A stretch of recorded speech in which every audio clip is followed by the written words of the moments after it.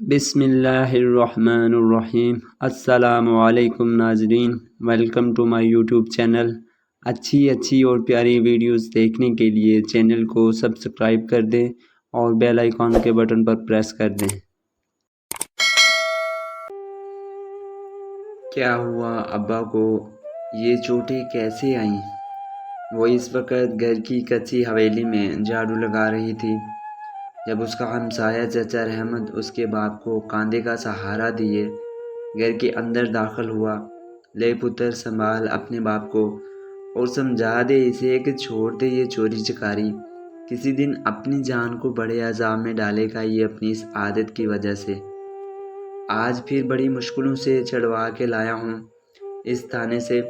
گڈی نے چچا رحمت کی بات پر باپ کی طرف شکایتی نظروں سے دیکھا تو فضل الدین نے اپنی بیٹی سے نظریں چراتے ہوئے سر جھکا لیا۔ کیوں کرتا ہے ابا تو یہ چوری چکاری؟ چھوڑ کیوں نہیں دیتا یہ سب؟ کتنی بار سمجھایا ہے میں نے تجھے مگر تو میری ایک نہیں سنتا۔ گڈی اپنے باپ کے زخموں پر مرہم لگاتے وقت رو رو کر شکایت کرنے لگی، یہ سب تیرے لیے ہی تو کرتا ہوں۔ تو نے ہی تو کہا تھا کہ ایک عرصے سے تو نے نیا جوڑا نہیں پہنا۔ فضل الدین نے بیٹی کی آنسوں سے دھندلائی ہوئی آنکھوں میں جھانکتے ہوئے خسیانی آواز میں کہا، ایسا نیا جوڑا نہیں مانگا تھا میں نے ابا جو تو چوری کر کے لائے۔ تیرے حق حلال اور محنت کی کمائی سے چاہیے مجھے نیا جوڑا، نہیں تو رہنے دے، مت کر تو ایسے ناجائز کام میرے جوڑے کے لیے۔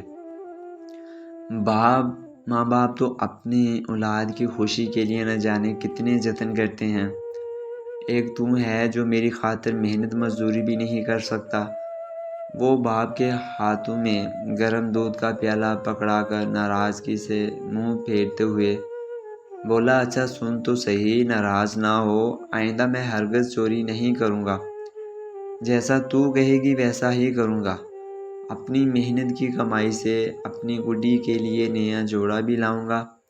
فضل الدین اپنی ناراض بیٹی کو منانے لگا، بس رہنے دے ابا، تو اور تیرے وعدے۔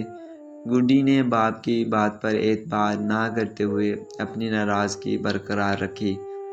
اچھا ٹھیک ہے، پھر جب تک تو مان نہیں جاتی میں بھی یہ دودھ نہیں پیوں گا۔ فضل الدین نے بچوں کی طرف روٹتے ہوئے دودھ کا پیالہ واپس رکھ دیا۔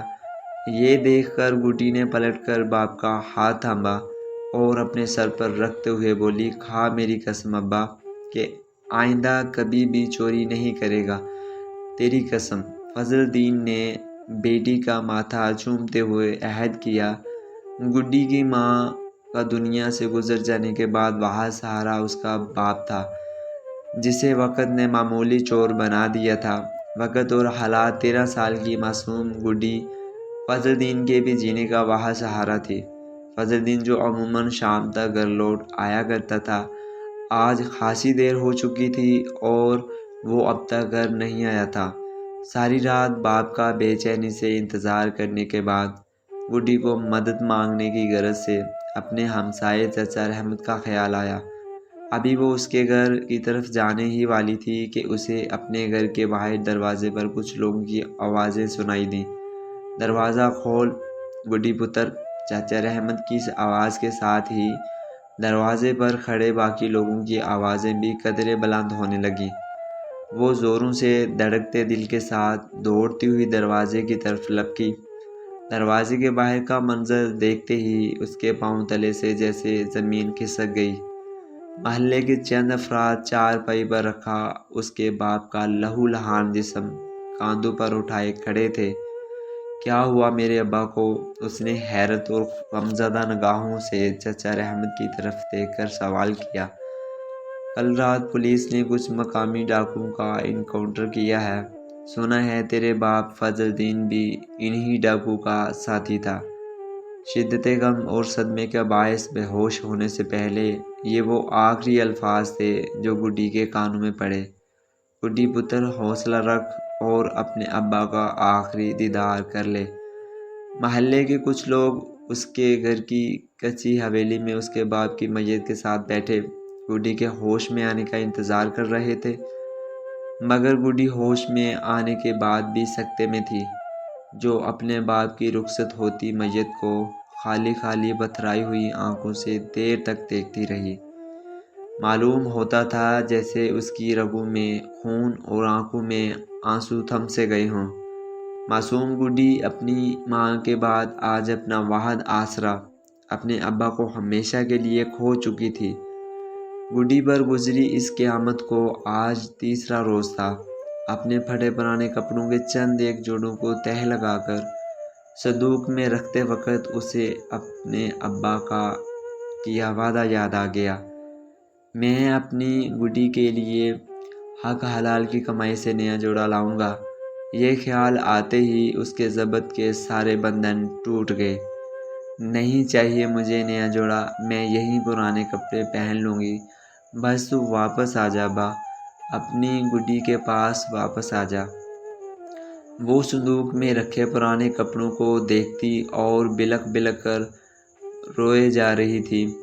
اسے ان پھٹے پرانے کپڑوں میں اپنے باپ کا لہو لہان چہرہ دکھائی دے رہا تھا۔ نہیں، میرا ابا ڈاکوؤں کا ساتھی نہیں ہو سکتا۔ وہ چھوٹی موٹی چوری تو کر سکتا ہے مگر اتنا سنگین مجرم نہیں ہو سکتا۔ ابا نے تو میرے سر کی قسم کھائی تھی کہ آئندہ کوئی غلط کام نہیں کرے گا۔ وہ بھلا کیسے اپنی گڈی کی جھوٹی قسم کھا سکتا ہے؟ معصوم گڈی کے دل و دماغ میں ابھی یہی سوالات ڈوب ابھر رہے تھے کہ باہر دروازے پر کسی نے آواز لگائی، فضل الدین کا گھر یہی ہے؟ گھر یہی ہے۔ اپنے پیارے ابا کا نام سنتے ہی وہ بے قراری سے دروازے کی طرف دوڑی۔ دروازہ کھول کر اس نے دیکھا کہ ایک شخص تھیلا لیے اس کے ابا کا پوچھ رہا ہے۔ جی یہی گھر ہے، مگر ابا تو…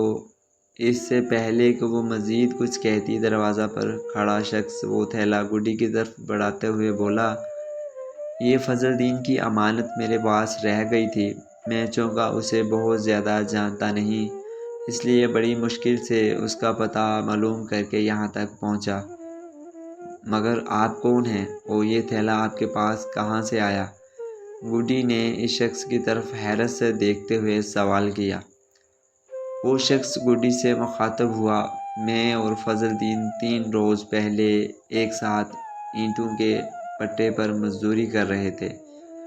اس نے دن بھر کی سخت محنت کے بعد شام کو 500 روپے کمائے اور ہم دونوں ایک ساتھ وہاں سے اپنے اپنے گھر کے لیے نکلے تو راستے میں قریبی بازار سے اس نے کچھ خریدنے کی غرض سے مجھے ایک دکان کے باہر رکنے کو کہا۔ کچھ ہی دیر بعد وہ ہاتھ میں یہی تھیلا پکڑے خوشی خوشی دکان سے باہر نکل رہا تھا کہ پولیس والوں نے اسے آد بوچا اور گھسیٹتے ہوئے اپنی گاڑی میں ڈال کر لے گئے۔ اس سب میں اس کے ہاتھوں سے یہ تھیلا چھوٹ کر وہیں سڑک پر گر گیا، جسے میں نے اس کے گھر تک پہنچانا اپنا فرض سمجھا۔ گڈی نے تھیلا کھولا جس میں ہلکے گلابی رنگ کا خوبصورت نیا جوڑا دیکھ کر اس کی آنکھوں میں جیسے آنسوں کا سمندر اتر آیا تھا۔ وہ جوڑے کو ہاتھوں میں تھامے کبھی اسے چومتی تو کبھی سینے سے لگاتی، وہیں چوکھٹ سے ٹیک لگائے جانے کتنی دیر تک بیٹھی پھوٹ پھوٹ کر روتی رہی۔ اپنے باپ کی محنت کی کمائی سے خریدے گئے اس جوڑے کے علاوہ جو آج اسے نصیب ہوا وہ یہ یقین تھا کہ اس کا باپ ڈاکو نہیں تھا۔ اس نے اپنی گڈی کی جھوٹی قسم نہیں کھائی تھی، البتہ گڈی کو یہ نیا جوڑا بہت بھاری قیمت چکا کر ملا تھا۔